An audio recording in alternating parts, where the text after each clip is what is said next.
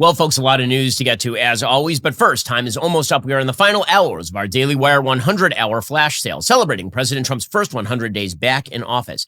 This is your last chance to get the best deal of the season on a Daily Wire Plus annual membership. Trump is trying to rebuild the country. We're trying to rebuild the culture. Join the fight before the clock hits zero. Go to dailywire.com. Use code DW100 to join right now. Well, we have been hearing for a very long time that DOGE, that would of course would be the Department of Governmental Efficiency under the tutelage of Elon Musk, has been a giant fail. We've been hearing this from the legacy media, who have been saying that all the cuts are basically fake, that nothing is happening, that it's chaos, that it's wrecking the country.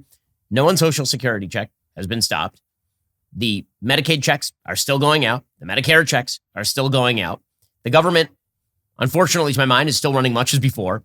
However, much spending has in fact really been stopped. There's been an open question as to how much spending will be permanently stopped, how much can be temporarily frozen versus actually just cut. Will firing these employees actually stick? But Democrats are caterwauling because, as it turns out, DOGE actually has been quite effective in stopping an enormous amount of spending. Is it trillions of dollars? No. Is it hundreds of billions of dollars? The answer apparently is yes. According to Reuters, President Trump's administration has so far withheld at least $436.87 billion of congressionally approved funding, the top Democrats on the U.S. Congress's Appropriation Committee said on Tuesday.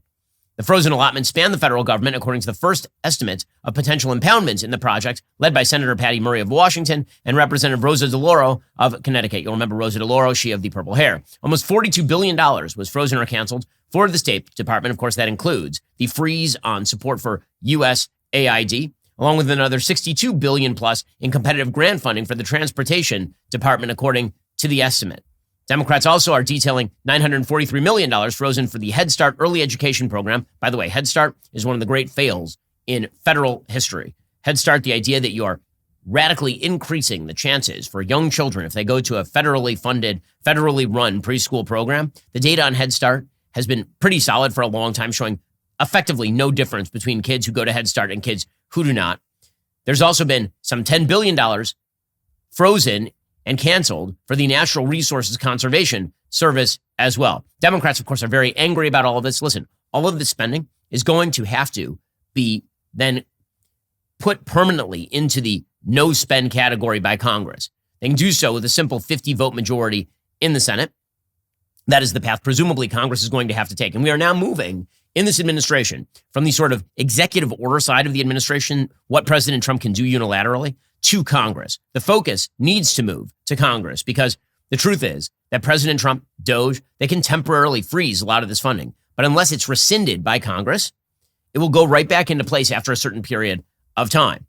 This is the reason why Democrats are freaking out about all of this. They're worried that Republicans are in fact going to start passing rescission bills that would make permanent many of the freezes and turn the freeze into a cut. According to the Reuters news service, the administration is citing the DOGE efficiency movement and the undoing of the federal government's DEI initiatives as reason for blocking congressionally approved funding. The question is how much the executive branch can actually block that funding under the 1974 Impoundment Control Act. Usually the president has to tweak levels by proposing cuts. That, of course, would be the rescission. That has not happened so far. Now it is up to Congress, which brings us to Congress.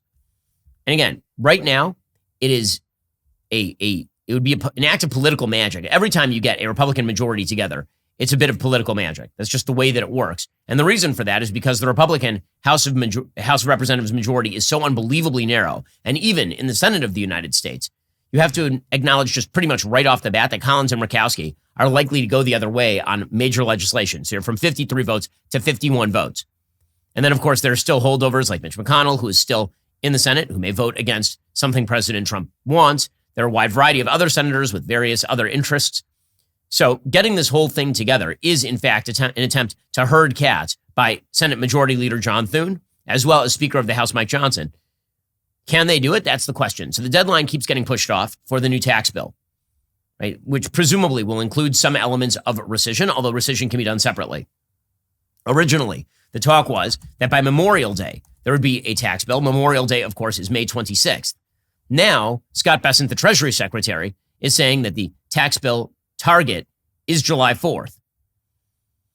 He was speaking yesterday from the White House press room, And he said that the tax bill negotiation is actually going better than they thought it would.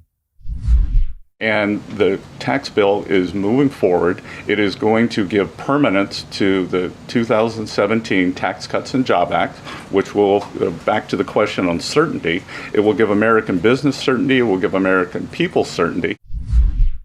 Okay, so obviously that needs to happen. If the tax bill were not to pass, that would be a disastrous problem for the Trump administration, which is already fighting significant headwinds caused by the tariff war. Besson told reporters we have three legs to the president's economic agenda: trade, tax, and deregulation. We hope we can have this tax portion done by the 4th of July. Now, on the deregulation front, again, I think one of the reasons why the business community has not let the bottom fall out on the stock market is because there are a bunch of sort of conflicting pieces of data that the Trump administration is putting out. Business, investment, people don't like the trade war. People do like the deregulation, and they want the tax cut. So if those are the three legs of the stool in terms of what business would like, the trade war is not something that business typically likes. Business does want the tax cuts made permanent because uncertainty there, if you suddenly have to pay a significant percentage more of your income into the federal government, well, that's going to be a serious problem for a lot of businesses, for a lot of individuals, for investors. If the tax regime were to return to the 2015 status quo, for example, that'd be a huge problem.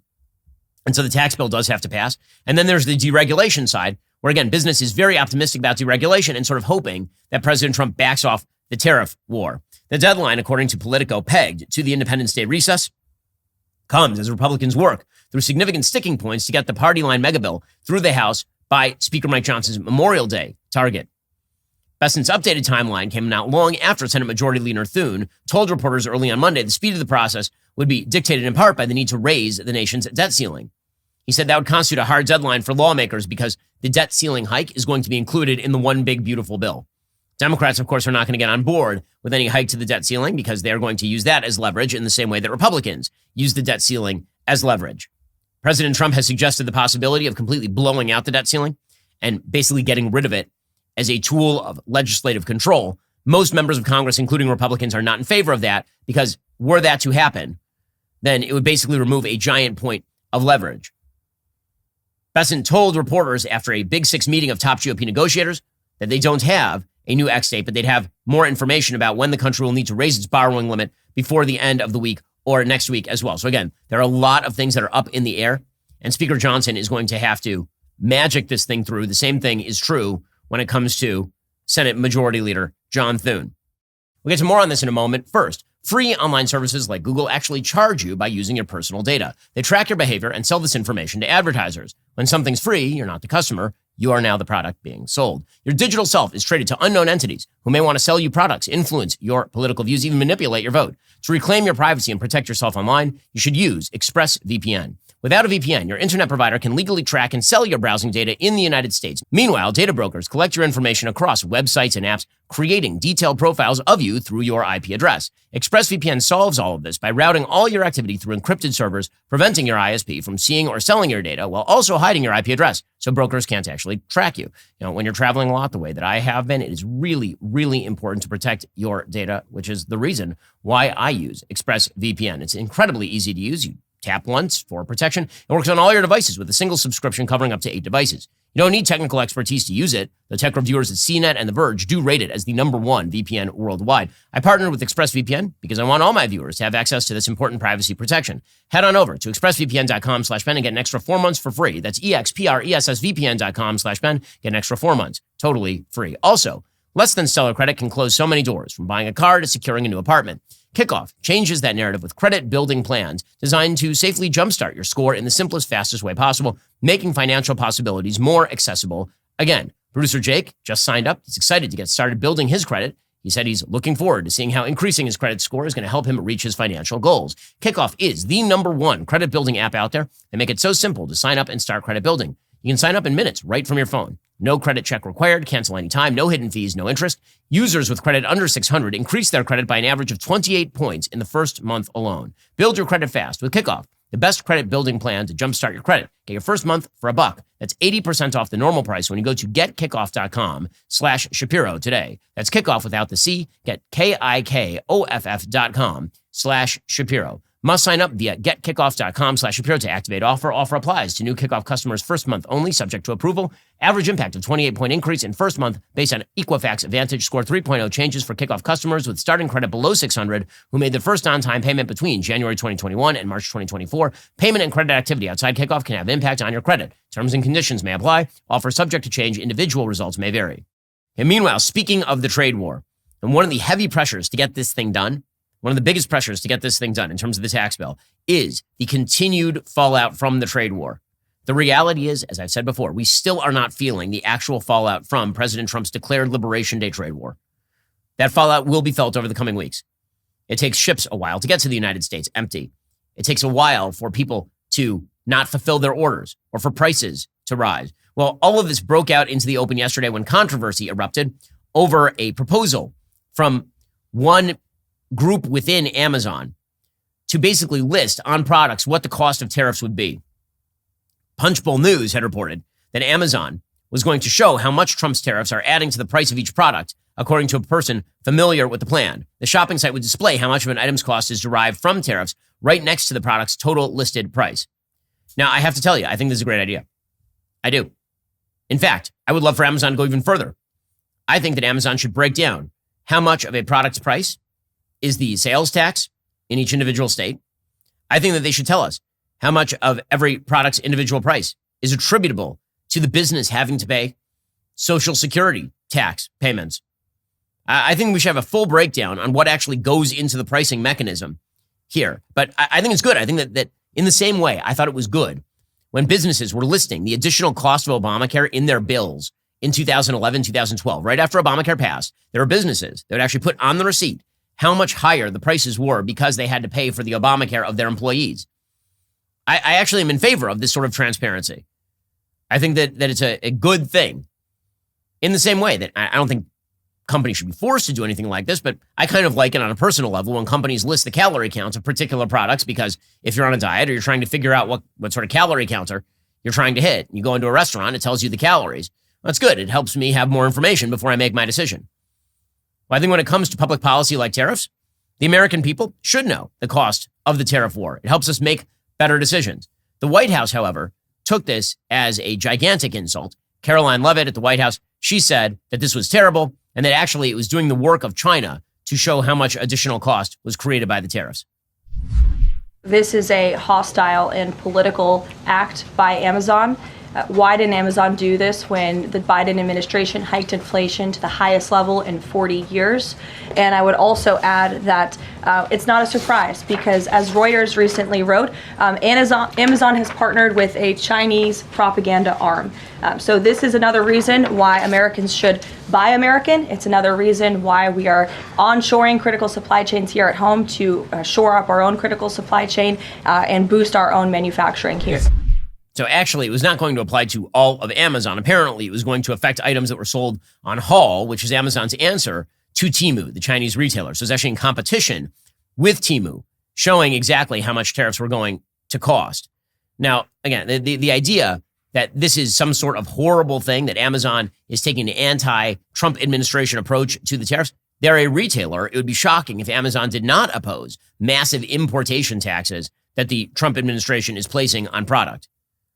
Again, I know too many people in the business community who are having to hike their prices, who are seeing their demand plummet, who are going to have to lay people off as the tariffs start to actually bite. So more information is better from where I sit. As far as the suggestion that Amazon should actually have put a listing of the effect of inflation on pricing, I mean, they do. You can go to Amazon right now and you can see what a product cost 4 years ago versus what the product costs today. It's actually not hard to find out at all. And it's one of the reasons why Joe Biden is no longer president of the United States. I mean, aside from the fact that he's dead, one of the reasons is because Americans very obviously knew that inflation was taking a massive toll on their pocketbook, that things cost a lot more in 2024 than they cost in 2021. Again, if you think it's a good economic policy, you should probably be in favor of the transparency. If you think the tariff war is a good idea, that it's good for American consumers, then you're going to have to explain why the American people should not know about the impact of the tariffs on pricing. Speaking of which, the Trump administration has been trying to carve some holes into a variety of these tariffs. One of those holes was going to be tariffs for U.S. automakers. According to Axios, the Trump administration said on Tuesday it will ease tariff pressure on automakers with reimbursement for taxes on foreign auto parts. So senior administration officials say the relief came after conversations with domestic auto manufacturers, many of which have warned about the economic damage from the previously imposed 25% tariff rate. President Trump is expected to sign an executive order that would reimburse automakers for as much as 15% of those tariffs paid on imported foreign parts. That would move down to 10% next year. So it's still going to hike the tariffs on imported auto parts. It'll make it a little bit less egregious for domestic American auto manufacturers. However, at the same time, Howard Lutnick has now said that foreign automakers are still going to get slammed. He says that there will be tariff relief for U.S.-built cars with 85% domestic content. But there are a bunch of factories in the United States owned by places like Honda, for example, that is a foreign company that may not actually be freed of all of this. So why would you then buy a factory or build a factory? If you're Honda, if you're a foreign car, if you're Volkswagen, why would you build a factory in the United States if it doesn't even help you escape the tariffs? So even internally, this policy has some serious problems. Speaking of Volkswagen, by the way, on Wednesday, they reported a substantial drop in first quarter profit. Europe's biggest car maker reported an operating profit of 2.9 billion euros. That's $3.3 billion, according to CNBC. For the first 3 months of the year, that is down 37% from the same period last year. And again, Volkswagen is sold in the United States, meaning there are American jobs that are attached to Volkswagen. There are dramatic fallout events from the tariffs. And as far as the Amazon of it, apparently President Trump called F Jeff Bezos, and he wanted Bezos to kill it, so Bezos did. That seems to be the impression, at least. So how's all this affecting China, right? Because this was all supposed to be directed against China. It was all supposed to be directed against the Chinese government, preventing them from growth, reshoring manufacturing in the United States. And the administration keeps saying that China is going to come to the table. So Scott Bessent, the Treasury Secretary yesterday, he said, over time, we're going to see the Chinese tariffs are actually horrible for China. China's going to have to back down. Over time, we will see that the Chinese tariffs are unsustainable for China. I've seen some very large numbers over the past few days that show if these numbers stay on, Chinese could lose 10 million jobs very quickly. And even if there is a drop in the tariffs, that they could lose 5 million jobs. Okay, so that is all fine and dandy. There's only one problem. China doesn't seem to care. Why doesn't China seem to care very much? Well, the answer is China has some systemic advantages against the United States. Their biggest systemic advantage in a trade war is they don't give any damns whatsoever about their citizens. That's the biggest advantage. They're an absolute communist tyranny. When I say communist, I don't mean that they actually practice communism. They don't. They practice a form of mercantilism. But it is the Chinese Communist Party running the place, and they don't care about their citizens whatsoever. If you disagree with them, they will gulag you. If they don't like you enough, they will just kill you. So you think China cares that its citizens are going to suffer from the trade war? So long as it also makes the United States suffer, they're actually in favor of it, which is why China is not coming to the table. There's no evidence whatsoever that China is actually negotiating with the United States at any serious level at this point. In fact, China put out a defiant propaganda clip yesterday on Twitter. Here's what it sounded like. Have you heard of the eye of the storm? It appears calm for a moment, but is actually a deadly trap. The calm before an even fiercer storm. The U.S. has stirred up a global tariff storm and deliberately targeted China, playing a 90-day pause game with other nations, forcing them to limit trade with China. This is just like the deadly trap of the eye of the storm. Bowing to a bully is like drinking poison to quench thirst. It only deepens the crisis. China won't kneel down, because we know standing up for ourselves keeps the possibility of cooperation alive, while compromise snuffs it out. China won't back down, so the voices of the weak will be heard, bullying will be stopped, and justice will not disappear from the world. For China, for the world, we must rise and fight on. Okay, so China is trying to build a multipolar world in much the same way that Russia wants a multipolar world with itself as sort of the center of Eurasia. China would love a multipolar world with itself, at the very least, at the center of the Southeast Asian part of the globe. Plus, they're spreading their tentacles all the way across Eurasia, into Africa, even into South America. So they are very pleased, actually, that President Trump, in declaring a trade war on China, also decided to simultaneously declare a trade war on everybody else, because that pushes all of those countries toward China and away from the United States. That is why China is perfectly happy with this situation. They actually are quite pleased with all of this. They don't care about their citizens. They're happy to make trade deals with other countries. They have been traveling. Xi Jinping has been spending every day in other countries trying to cut trade deals. And meanwhile, the United States is trying to claw its way back to kind of status quo ante. They're claiming that they're cutting brand new magical trade deals. We haven't seen any of those trade deals as of yet.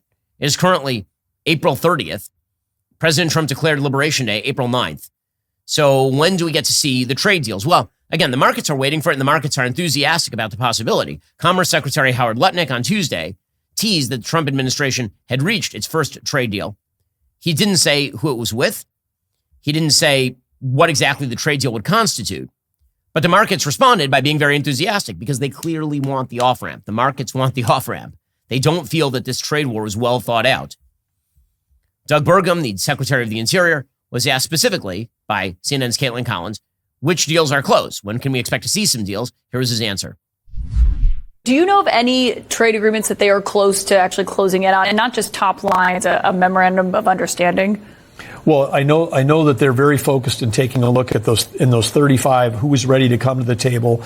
The top half of those 35 have been broken into 3 tiers, and these folks are working around the clock over the weekends to get trade deals. And I think for President Trump, you're going to see one trade deal after another announced. When you start walking through 100 announcements with 100 different countries, and every single one of those, we end up with a better trade deal than we have right now. I mean, how could anybody say that's not a good deal for this country? I mean, he's arguing that he's made 200 trade deals so far. Well, there is all kinds of countries, that are showing up at the doorstep because they understand America is serious about leveling the trade issues right now. Okay, I'm sure that is true. I'm sure there are a bunch of countries who want to trade with the most powerful economy on planet Earth, the United States. And maybe we get some trade deals that are marginally better than the old trade deals. At the same time, China has strengthened its hand in a lot of ways. A lot of countries are de-dollarizing because they're not betting on the volatile nature of the Trump administration's foreign policy. We need to get back to some sort of stability in the trade situation. And as fast as humanly possible, the markets are begging for it. We'll get to more on this in a moment. First, FBI data shows most break-ins happen during daylight, not at night. As the summer days get longer and you're out more, your empty home becomes an excellent target. Simply Safe's proactive security stops threats before they happen, protecting your home while you enjoy those sunny days. Millions of Americans trust Simply Safe as their new standard in home security, giving them peace of mind whenever they arm their system. Unlike traditional systems that only react after someone's already broken in, Simply Safe's Active Guard outdoor protection prevents break-ins before they happen. Their AI-powered cameras with live monitoring agents detect suspicious activity, speak directly to potential intruders, activate spotlights, and can even call the police, all before anyone gets inside your home. Simply Safe also boasts battery backup to ensure your home is still protected even during power outages. I'm on the road right now, but they are setting up a Simply Safe system at my studios back home. Team at home, beware, nothing will get past. Simply Safe, unnoticed. Plus, there's no long-term contracts or cancellation fees. Monitoring starts just $1 a day. Everything comes with a 60-day money-back guarantee. Visit simplysafe.com/Shapiro. Claim 50% off a new system with professional monitoring plan and get your first month for free. That's simplysafe.com/Shapiro. There's no safe like Simply Safe. Also, don't mistake what I'm about to tell you about for another injectable weight loss solution. It's something different. These impressive weight loss results come from a physician-developed dietary supplement called Lean. Lean was developed by medical and academic professionals as an alternative to GLP-1 medications, eliminating the need for injections. Research on the components in Lean demonstrates their ability to regulate glucose levels, significantly decrease hunger sensations, and enhance metabolism by utilizing fat stores as an energy source. Real people have seen real results and have shared their experience. Patty S. said, I finally found a weight loss product that works. I wanted to lose 20 pounds, and Lean really curbs my appetite. Kelly F. said, amazing. I immediately noticed an energy boost and a healthy loss in weight. I would promote this product to anyone. One of my producers getting set up with Lean told me they are excited to see the results. If you or someone you know is struggling to lose weight and a healthy diet and exercise don't seem to be doing it for them, Lean is for you. Let's get you started with 20% off. Just use code BEN20 at takelean.com. That's code BEN20 at takelean.com. Again, takelean.com. Results vary. These statements have not been evaluated by the FDA and is not intended to diagnose, treat, cure, or prevent any disease and is not a substitute for care from a healthcare provider. Meanwhile, opponents of President Trump are in fact succeeding in areas around the globe, including Canada.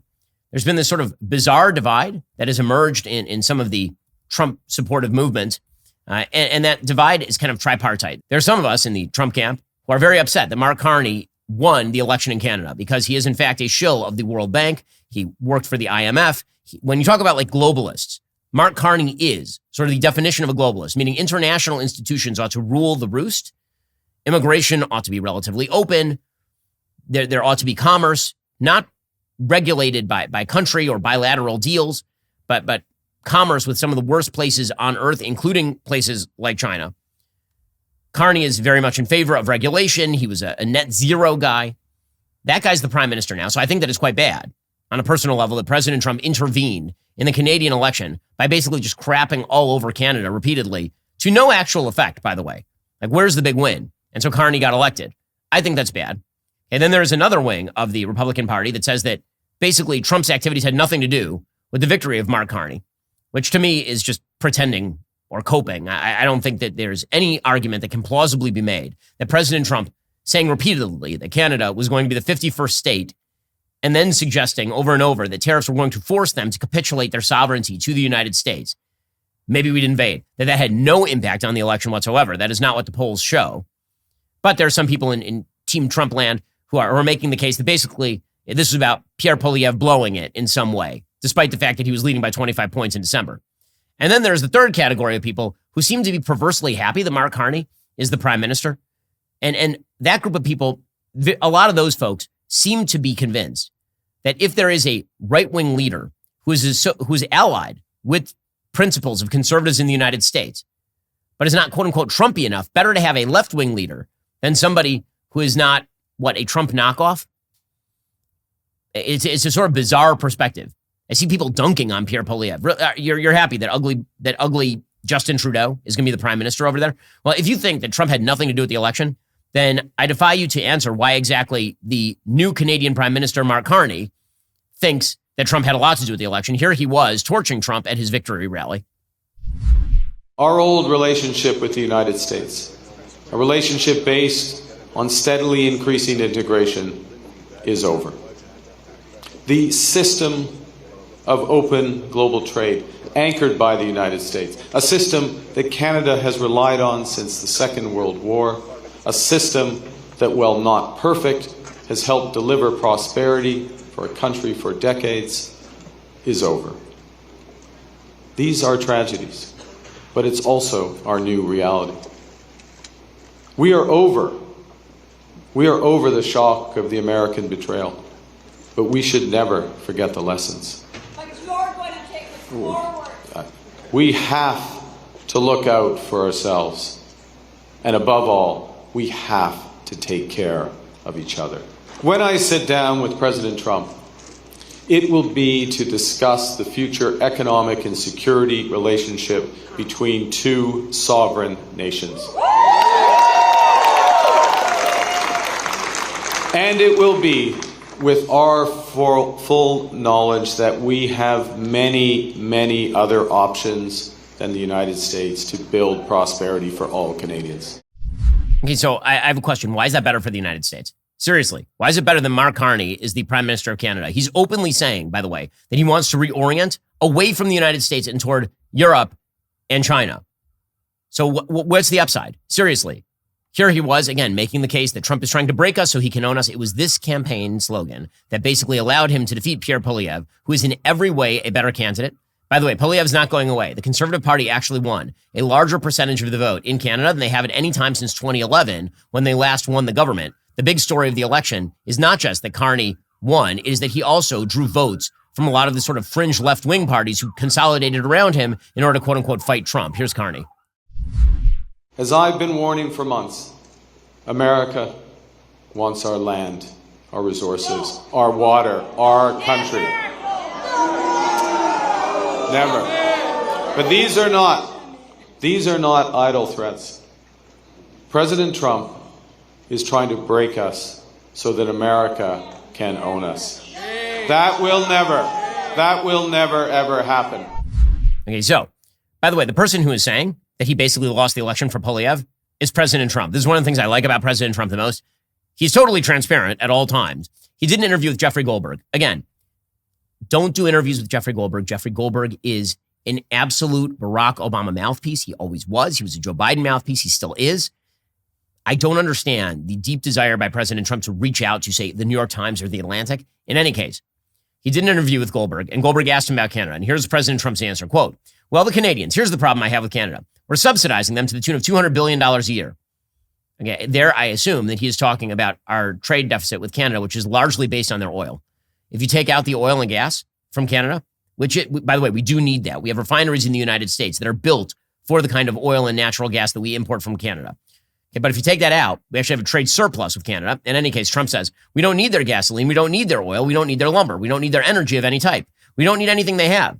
I say it would make a great 51st state. I love other nations. I love Canada. I have great friends. Wayne Gretzky's a friend of mine. I have great friends. I said to Wayne, I'm going to give you a pass, Wayne. I don't want to ruin his reputation in Canada. I said, just pretend you don't know me, but they're great people. They know, they do 95% of their business with us. Remember, if they're a state, there's no tariffs. They have lower taxes. We have to guard them militarily. And then Goldberg says, you want them to become a state? And Trump says, I think it would be great. And then Trump added, quote, until I came along, remember, the conservative was leading by 25 points. Then I was disliked by enough of the Canadians that I've thrown the election into a close call, right? Okay, so President Trump knows that President Trump basically threw the election to Mark Carney. And my question is, how does that benefit President Trump? How does that benefit the United States? And Mark Carney is openly saying he wants to reorient toward China. He literally is saying that. In that same speech, he said that he wanted to supercharge Canada's trade with Europe and Asia. Quote, the system of open global trade anchored by the United States, a system that Canada has relied on since the Second World War, a system that, while not perfect, has helped deliver prosperity for our countries for decades, is over. These are tragedies, but it's also our new reality. He is pledging closer integration with the European Union. He's also, presumably, going to be turning toward China. That is no shock. He is eager to turn toward China. So are many of the people on the left. President Trump, in revolutionary fashion during his first term, told the world, including the left, that China was a geopolitical opponent of the United States who needed to be treated that way. And large swaths of even the Democratic Party in the United States understand that. So that he deserves credit for. But if you are going to box in China, that requires a meticulously thought out strategy. And you know what would help is allies like Pierre Poilievre in power in Canada and not Mark Carney in Canada. Now, Carney is going to face some serious problems in Canada. Carney's economy, which again, he inherits from his own party, the Liberal Party, is really, really sluggish. If you look at the first year of the Trudeau government, 2016 through 2024, according to the Wall Street Journal, Canada's real GDP growth per capita was 2.5% versus 18.7% for the United States. And business investment per worker, excluding housing, actually fell between 2015 and 2023. So he's going to have to face down a lot of this stuff. But that does not mean that it is a good thing that he ends up as the actual prime minister of Canada when all this is said and done. It would be much better for the United States to have an ally in that position rather than somebody who hates President Trump. Poilievre liked Trump. Poilievre likes conservatives. The best case scenario at this point for conservatives in Canada is that the Liberal Party, which does not have an open majority in the parliament, they have to ally with some fringe parties in order to achieve a majority, that they govern poorly, the government falls within the next 24 months, and then Poilievre is prime minister. That is quite possible. However, this election was within grasp of people who were more conservative. And if you don't think it had anything to do with President Trump bashing the Canadians over the head, and then Canadians getting the wrong impression that Poilievre was allied with that bashing, I don't know what to tell you. And that is not a good thing. That is not a point of bragging. Meanwhile, in good news, apparently President Trump is in fact shifting his position with regard to Vladimir Putin and Vladimir Zelensky and Ukraine, Russia in general. There's a good article in the New York Times about the Finnish leader, President Alexander Stubb of Finland, who is optimistic that Vladimir Putin will in fact be stared down by the president of the United States. In an interview with the New York Times on Sunday, Stubb downplayed his effect on Mr. Trump. He apparently has a good relationship with President Trump. He says that President Trump is going to actually stand down Vladimir Putin. Stubb said, quote, everyone has to understand the only thing that Putin understands is power. I mean, there's a reason why Finland has one of the strongest militaries in Europe, and the reason is not Sweden. The reason is because Russia shares an 835-mile border with Finland, and they've fought a bunch of skirmishes and wars with Finland. And in fact, Russia, Alexander Dugin, who we talked about last Friday on the show, he has openly called for the quote-unquote Finlandization of much of Western Europe, meaning sort of regimes that are puppet regimes friendly to the Russians. And Finland doesn't like that very much. So according to the New York Times, Stubb has been having discussions with President Trump. He said, the president is running out of patience. We've now seen statements which are quite tough on Putin and Russia. I hope the Kremlin understands you don't play with President Trump. Obviously, I certainly hope that this is the case. I think that the proper way to get to the end of the war is, in fact, to stand Russia down. Otherwise, Russia is not going to accept an end of the war. I've been calling for precisely the same thing in this war since about month 4. Okay, the same thing. Freezing of the lines. Essentially a Korean armistice. That is the best available thing. Okay, and everybody, I think, understands that. I think that the Ukrainians understand that the prospect of them winning back the Donbass and Crimea regions are basically non-existent at this point, given their current levels of weaponry and military materiel and manpower. However, you know who doesn't understand that right now is Vladimir Putin, who continues to up the ante every single day. Vladimir Putin is basically waiting for the United States to drop out of this, and then he's going to push incredibly hard. And if Vladimir Putin were able to ingest Ukraine full scale, that would be quite bad for the United States. It would be quite bad for NATO. He claims that he doesn't want to actually be on the borders of NATO. So first of all, NATO is already on his borders. Since April 2023, there are other countries that are on Russia's borders that have actually joined NATO, including Finland. Finland was not a NATO member, and then it joined NATO. Okay, but NATO already borders the Russians in Latvia, Lithuania, Estonia. Were the Russians to actually ingest Ukraine, there would actually be more on the borders of NATO, not less on the borders of NATO, obviously. They're worried about Ukraine turning into a NATO country.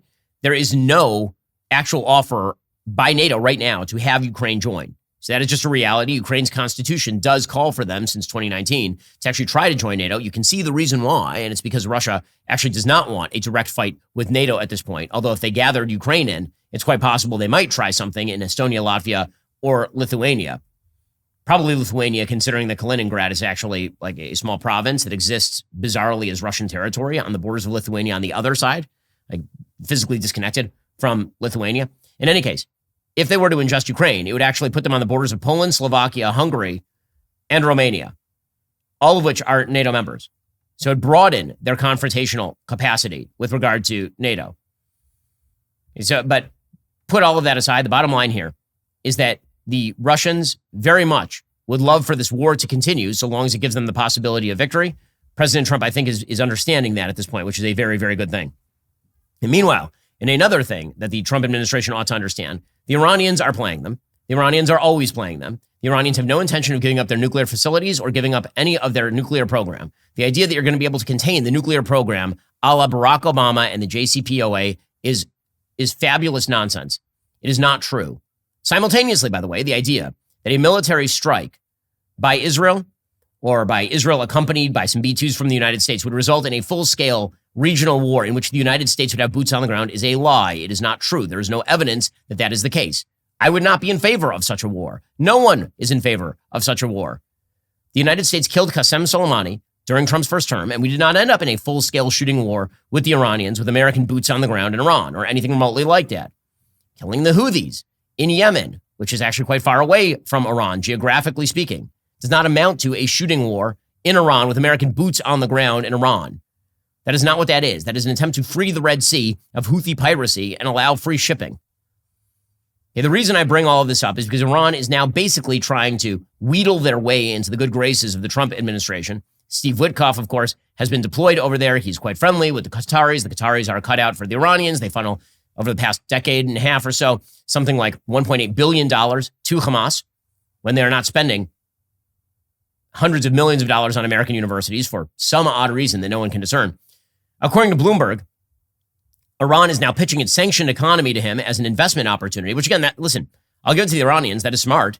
And President Trump is a deal maker. He likes deals and he likes economic deals. It's why he talks about the possibility of an economic deal that would include Russia in the world economy, maybe new economic opportunities arise. Now, that does have its positive aspects. Right? The Abraham Accords are largely based on the idea that commerce conquers all. However, as China shows, commerce does not always conquer all. Countries that hate our guts are perfectly willing to use the tools of capitalism, using mercantilist theory, in order to enrich themselves and then oppose us wherever they can. China has done that. So here's the question. Is Iran more like Saudi Arabia and the UAE, or is Iran more like China in terms of its actual intentions with regard to the United States? The answer is pretty obvious, but Iran is attempting to basically play the Trump administration into allowing them a nuclear program by pledging that they're going to allow for some sort of economic cooperation. According to Bloomberg, with talks between Iran and the United States over the Islamic Republic's atomic activity showing signs of progress, top Iranian officials are for the first time in decades overtly promoting their economy to the White House to secure a lasting and more effective nuclear accord. If Trump wants a deal that's better for the U.S. than the one he jettisoned in 2018, the Iranians want the same for Iran. Tehran's top envoy Abbas Araghchi wrote in a Washington Post op-ed last week, a new nuclear deal could give the U.S. companies access to what he claims is a $1 trillion economic opening in a country of about 90 million people with some of the world's biggest oil and gas reserves. Obviously, this is a way of attempting to draw President Trump in, to draw him into a deal. Russia's also attempting this same sort of tactic. Again, our enemies are smart. They're not stupid. They understand that if the Trump administration is looking for economic deals, offering them economic deals is a great way to get themselves off the hook while simultaneously promoting the most anti-American activity in respective regions, whether you're talking about Ukraine, whether you're talking about Lebanon, Syria, Yemen, the Gaza Strip, or any of the rest. Again, the question that the Trump administration should be asking itself is if the Obama-Iran deal was bad, which it was, and if China is capable of using capitalism as a tool against the United States, why in the world would we think that Iran is incapable of using market integration as a tool for the spread of terrorism, for example, or that Russia isn't capable of the same? The answer is they are very much capable of the same. Meanwhile, the culture shift in the United States is very real. And we have said here at the Daily Wire that we are now norming in America. It's not mourning in America, it's norming in America. We're getting back to something looking like normal. You can see it happening, right? Yes, there's a lot of world chaos. Yes, there's a lot of market chaos. But just culturally speaking, people are done with this sort of cultural chaos that suggests that, for example, the kids must be trans. According to the Wall Street Journal, MasterCard is not renewing its corporate sponsorship of the New York City Pride March, the city's annual march for LGBTQ plus minus divided by sign rights for 2025. MasterCard has supported Heritage of Pride, that is the nonprofit group that organizes the New York March, but now they are not returning. That also includes Pepsi, Nissan, Giant in Banking City, and PricewaterhouseCoopers. Most have not opted out of all Pride activities in the United States. They'll instead kind of downgrade it to a branded booth or something.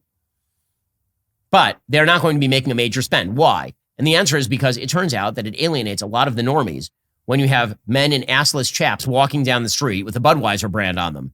People don't like it very much. Other Pride events in recent weeks have lost key sponsors, including Anheuser-Busch in St. Louis and Diageo in San Francisco.